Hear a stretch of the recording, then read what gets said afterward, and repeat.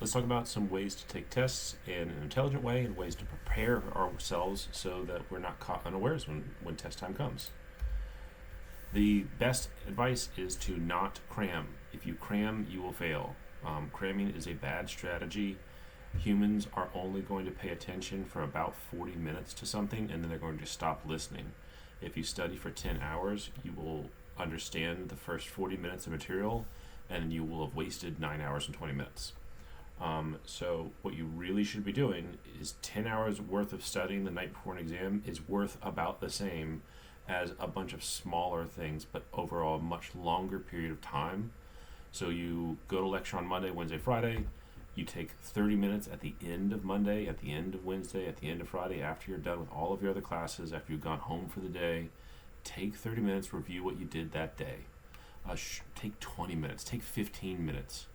Then do little tiny bits of studying throughout the week. Don't do big, giant, long sessions, especially right before an exam day.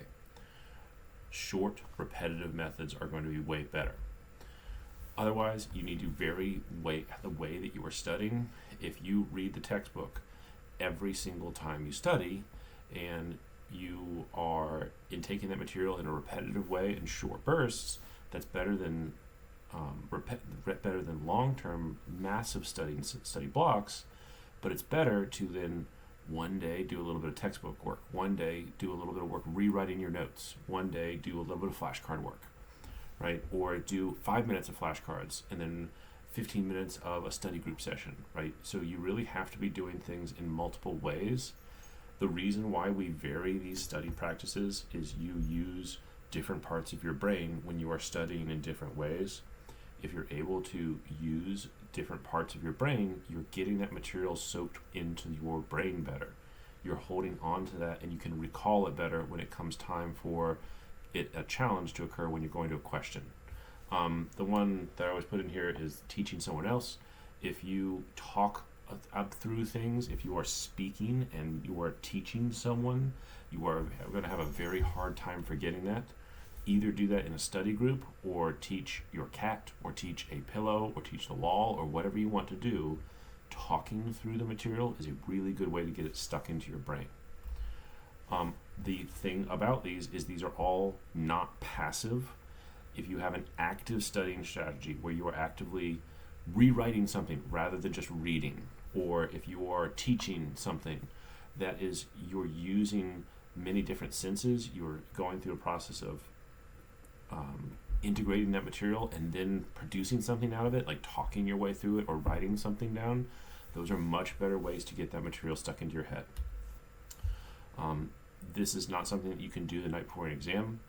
You really should be doing this rolling out in the first week of class. You should be studying. You should be studying in a schedule.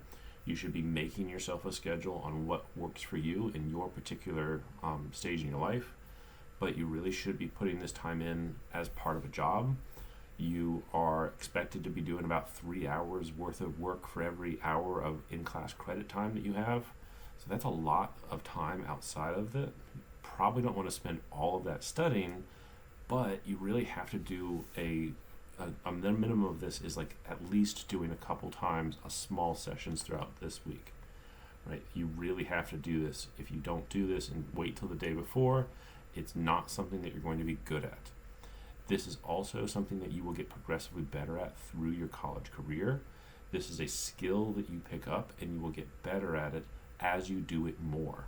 It is like muscles. You will have to flex your study skills in order to make your study skills work well for you.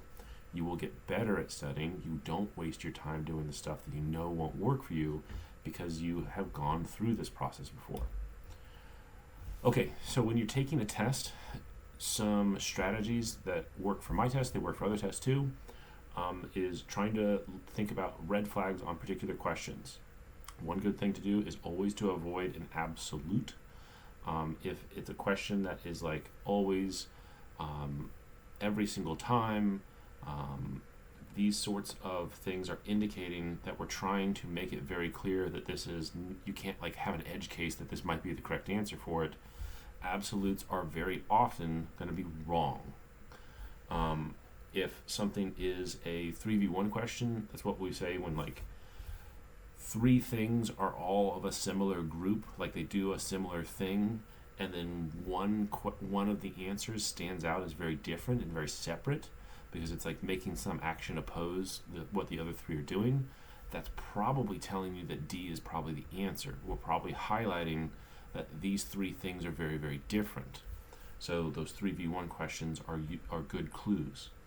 The other thing that you can use is that similar vein, the opposites are very good keys. That basically, if you have two things that are diametrically opposed to each other, things like vasospasm and this should be like vasoconstricting. So like vasoconstricting and vasodilating are directly opposed. So if this is something about blood vessels and it's making some change to the size of a diameter of a vessel, you don't really have to listen to what C and D and E and F are, right? You know the answer is going to be one of these two. They're diametrically opposed. The only two options are going to be one of these two. The other ones are kind of red herring questions. During a test, you should not be passively sitting and taking a test. You have to actively do things to help improve your grade. One of the good things to do is to skim a test first, or go quickly through a test and only answer the questions that you are 100% on. Answer those questions. You should be only answering 30% of the questions that first time, and then you'll come back to it and progressively do more and more as you feel more confident on those questions. This is useful for multiple reasons. One, it gets you into the habit of answering questions and thinking about the way that the question is framed. And there might be some other thing, if you don't know how some particular system works, but then that is a wrong answer on some other part of the test, that makes you think about that so that when you come back to that difficult question, you're more primed to do this. The other thing is sometimes people speed through tests and they go way, way, way too quickly through an exam. Ways to slow yourself down is you can write whatever you want. You can write notes in the margins, you can draw diagrams in the margins, or what I've seen a lot of success from is people, this is the question that I have on my exams, they bring a highlighter into the exam and literally you can either underline it or you can highlight. And if you highlight every single major verb or major noun, right? So what I'm doing here is I'm identifying I need to think about aortas and I need to think about a type here. So this isn't changing the question any, but it's just focusing your mind so that you don't have to worry about all of the minutia of the other parts of the English words, like the a, right, of. I don't want to think about that. I only want to think about the anatomy that's most important. Right, so I'm using a highlighter to focus my brain while I'm taking that test. Other things that we can do is eliminate answers that are obviously wrong. So even if you don't know much about vessels in this, a capillary is not an artery. Oops, I should do this. Right, capillaries are not arteries. Capillaries are very, very small. So on your test, scratch out an answer that you know 100% that's wrong. We don't have to have focus on our brain. I want to try and reduce everything as much as I can. If I can get it down to a coin flip, great, right? The other thing that is very useful sometimes is if you have the ability to kind of slow down, thinking about what the answer is before you even start looking at the multiple choice questions so that you kind of already have envisioning what the answer is. And then when you find it in that multiple choice, then it's something that you can lock in because you feel confident that this isn't just something being primed for you to answer it this way because of the way that the multiple choice questions are set up.